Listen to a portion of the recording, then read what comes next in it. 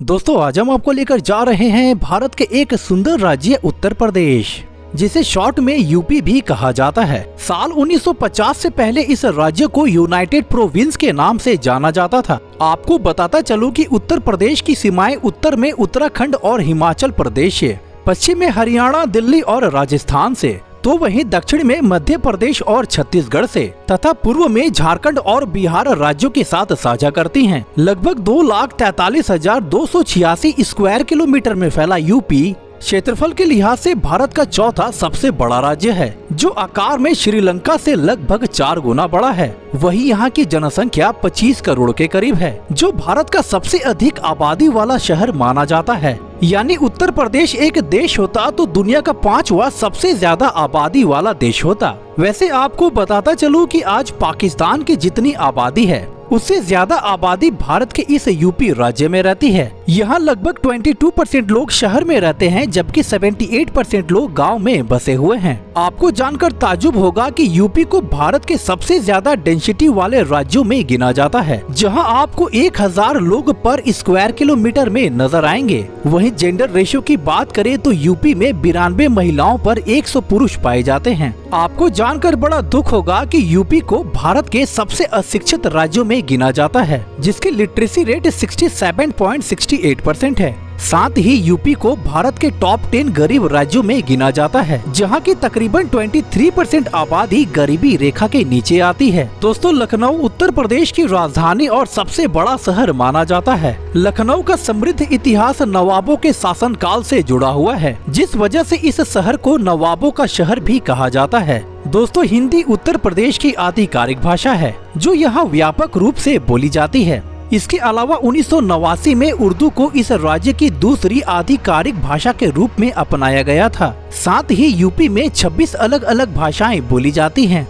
दोस्तों धर्म की बात की जाए तो उत्तर प्रदेश में 80% लोग हिंदू धर्म से जुड़े हुए हैं, जबकि 19% लोग मुस्लिम हैं जो इस्लाम धर्म को मानते हैं। तो चलिए आपको बताते हैं यूपी के बारे में कुछ और भी अमेजिंग फैक्ट्स। दोस्तों क्या आप जानते हैं वाराणसी, जिसे बनारस या काशी के नाम से भी जाना जाता है, जो उत्तर प्रदेश राज्य में स्थित एक प्राचीन और धार्मिक नगर है। कहा जाता है कि वाराणसी दुनिया के सबसे प्राचीन नगरों में से एक है, जिसका इतिहास लगभग 3000 साल पुराना है। गंगा नदी के किनारे बसा यह नगर भगवान शिव का निवास स्थान माना जाता है। वैसे तो उत्तर प्रदेश में लगभग 30 नदियां पाई जाती हैं, जिनमें से गंगा, यमुना, सरस्वती नदियों को बेहद पवित्र नदी माना जाता है। लेकिन क्या आप जानते हैं गंगा नदी को सिर्फ यूपी में ही नहीं बल्कि पूरे भारतवर्ष में सबसे पवित्र नदी माना जाता है, जिसकी पूजा माँ गंगा के रूप में की जाती है। दोस्तों दुनिया का सबसे बड़ा मेला, जिसे कुंभ मेला के नाम से जाना जाता है,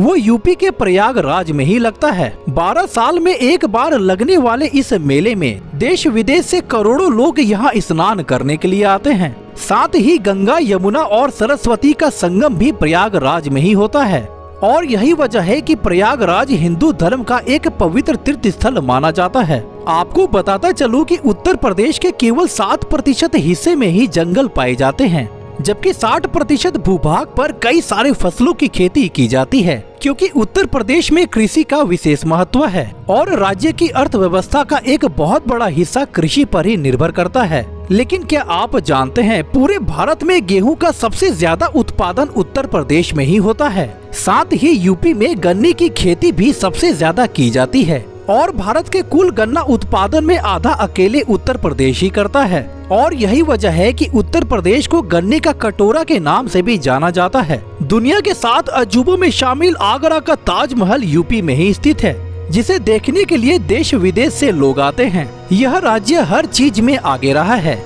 फिर चाहे धर्म से जुड़ी मसलों की ही बात क्यों न करें। इस राज्य से जुड़ी एक अनोखी बात ये भी है कि उत्तर प्रदेश की भूमि पर भगवान बुद्ध ने पहली बार बौद्ध धर्म का प्रचार किया था। इतना ही नहीं दोस्तों, भारत के प्राचीन शहर अयोध्या को हम कैसे भूल सकते हैं, जिसे कभी साकेत के नाम से भी जाना जाता था। सरयू नदी के किनारे बसा यह नगर भगवान राम का जन्म स्थान माना जाता है, जहां आज भव्य राम मंदिर का निर्माण किया गया है। तो दोस्तों आज के लिए बस इतना ही। चलिए तो आपसे फिर मिलते हैं एक नए वीडियो में। जय हिंद, जय भारत।